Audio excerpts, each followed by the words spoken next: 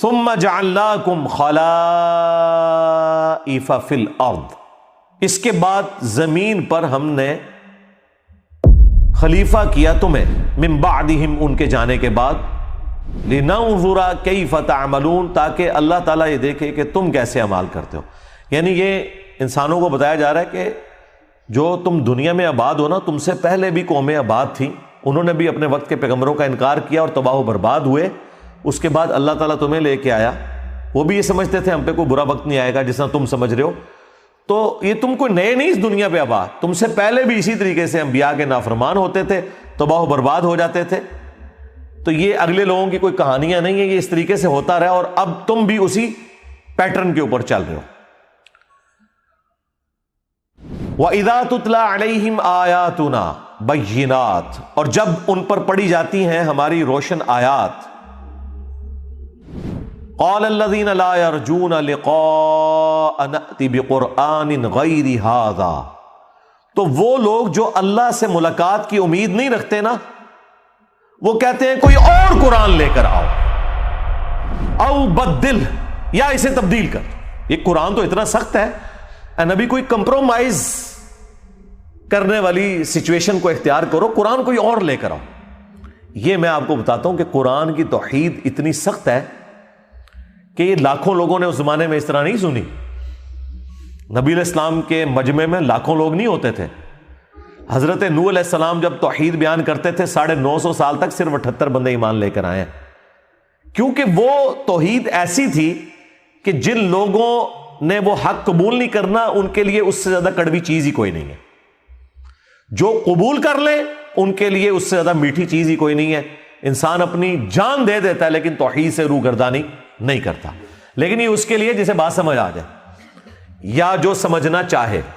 تو اللہ تعالیٰ فرما رہا ہے کہ جب ہمارے روشن آیات، یعنی بالکل کلیئر کٹ آیات، ننگی باتیں ان کے سامنے کی جاتی ہیں نا، بغیر کسی تردد کے، تو یہ کہتے ہیں کہ اے نبی اس قرآن کو بدل دو، یا کوئی اور قرآن لے کے آؤ، ذرا میٹھی میٹھی ذرا باتیں ہوں اس کے اندر۔ یہ کیا سخت سخت باتیں، دیکھ لیں یہ باتیں جتنی آئی ہیں واقعی وہ اسٹریٹ فارورڈ ہے کہ مانو گے جنت ملے گی، نہیں مانو گے جہنم میں جاؤ گے، اور اللہ کو پرواہ بھی نہیں اس کی کوئی۔ قل ما یکون لی ان ابدلہ،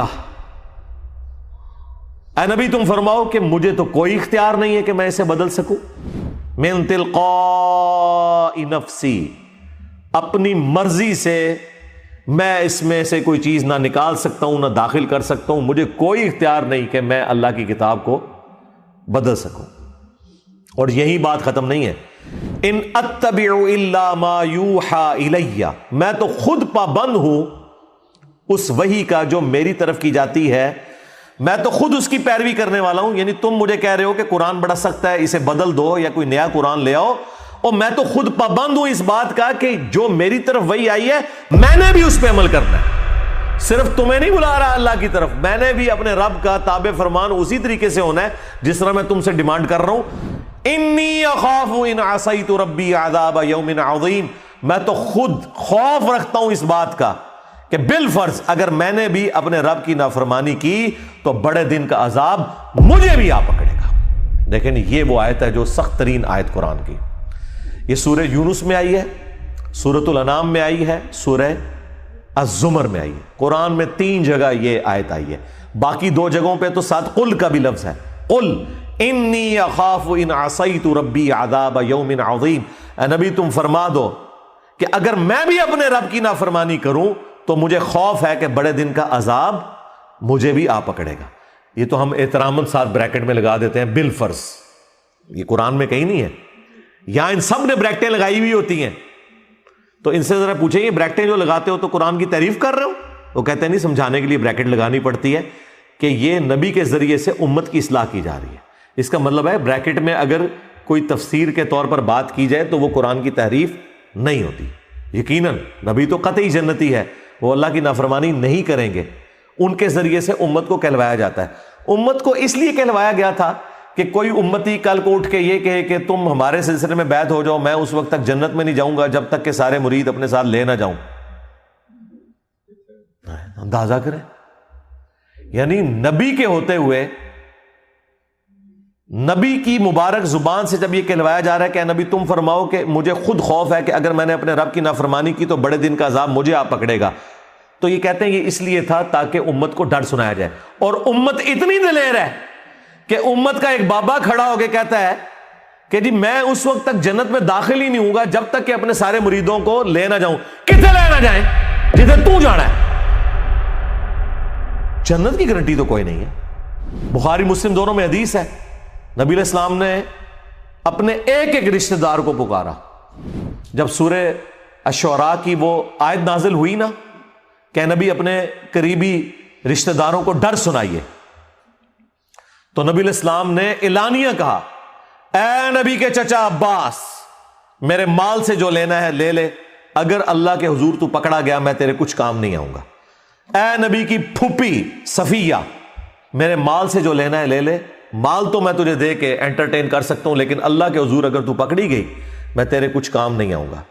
اے نبی کی بیٹی فاطمہ جو جنتی عورتوں کی سردار بھی ہے، بخاری مسلم میں ہے، میرے مال سے جو لینا ہے لے لے، اگر اللہ کے حضور تو پکڑی گئی تو میں تیرے کچھ کام نہیں آؤں گا. یہ ساری باتیں کیا اس لیے کی جا رہی تھی کہ اس کے بعد ان آیات اور احادیث کی تشریح آگے سے کی جائے؟ اے نہیں جی یہ تے سانو سمجھانے واسطے سی، اللہ دے نبی تے کدے گناہ نہیں کر سکتے. بالکل یہی ہے تے سمجھے ہو تسی، تواڈے وڈے سمجھ گئے. نبی کے بعد تو سارے برابر ہیں نا، چاہے حضور کے زمانے کا کوئی انسان ہے وہ بھی فالوور ہے، چاہے قیامت والے دن تک جو آخری انسان ہے وہ بھی فالوور ہے. مرتبے میں فرق ضرور ہو سکتا ہے لیکن فالو تو سب نے کرنا ہے. دھمکی تو سب کے لیے ہے. مجھے بتائیں اگر فاطمہ کے لیے دھمکی ہے، باقی تو کوئی صحابی شاہی کوئی نہیں نا. فاطمہ جیسا ہے ہی کوئی نہیں، باقی صحابہ شاہی کوئی نہیں. سب سے قریبی حضور کی بخاری مسلم میں حدیث ہے فاطمہ میرے جگر کا ٹکڑا، جس نے اسے تکلیف دی اس نے مجھے تکلیف دی. بخاری مسلم کی حدیث کے جنتی عورتوں کی سردار فاطمہ. اگر حضور ان کے بارے میں یہ کہہ رہے ہیں کہ فاطمہ میرے مال سے جو لے لینا ہے لے لے، اگر اللہ کے حضور پکڑی گئی میں کچھ کام نہیں آؤں گا. اور بخاری مسلم میں حدیث کہ میری بیٹی فاطمہ بھی چوری کرے میں اس کے بھی ہاتھ کٹوا دوں گا. تو سرکار باقی تو کوئی شے نہیں ہے. یہ سیدہ فاطمہ کے ذریعے پوری امت کو اناؤنسمنٹ کی جا رہی ہے. اور یہ بابوں کو لے کے بیٹھے ہوئے ہیں. بھائی ہم تو نبی علیہ السلام کے زمانے میں بھی کسی شخص کے بارے میں یہ ماننے کے لیے تیار نہیں ہے کہ وہ دھونس اور زبردستی اپنی مغفرت کروا سکتا ہے یا کسی کو ساتھ لے کے جا سکتا ہے جنت میں. تمہارے بابے تو شاہی کوئی نہیں، صحابہ جیسا ہے ہی کوئی نہیں، تیرے بابے تو شاہی کوئی نہیں، اہل البیت جیسا ہے ہی کوئی نہیں، تیرے بابے تو شاہی کوئی نہیں. تو یہ اسی لیے دیکھیں کام صحیح ڈالا ہے انہوں نے. قرآن ڈائریکٹ نہیں پڑھنا، گمراہ ہو جاؤ گے. ہو گئے گمراہ، سی گمراہ ہو گئے آپ کے نظریات سے، اور آپ گمراہ ہو گئے قرآن و سنت کے نظریات سے. ہم آپ کے بزرگوں کے غلط نظریات سے گمراہ ہو کر اسلام کی طرف آ گئے، اور آپ اسلام کے نظریات سے گمراہ ہو کے اپنے بابوں کے پیچھے لگ گئے کیونکہ آپ نے قرآن و سنت پڑھی نہیں تھی.